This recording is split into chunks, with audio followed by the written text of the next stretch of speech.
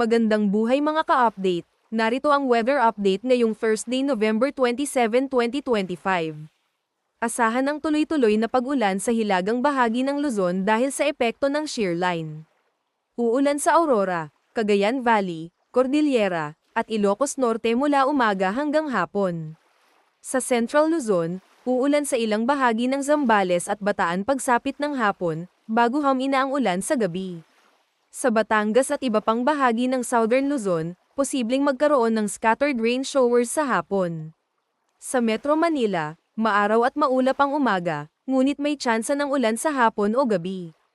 Inaasahang makararanas ang Visayas ng pag-ulan at localized thunderstorms, lalo na sa Western Visayas dahil sa enhanced cloudiness habang lumalayo si Verbene sa West Philippine Sea.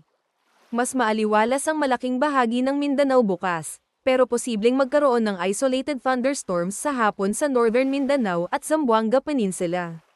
Sa Davao Region, magiging maulap at may tsansa ng pag-ulan sa hapon.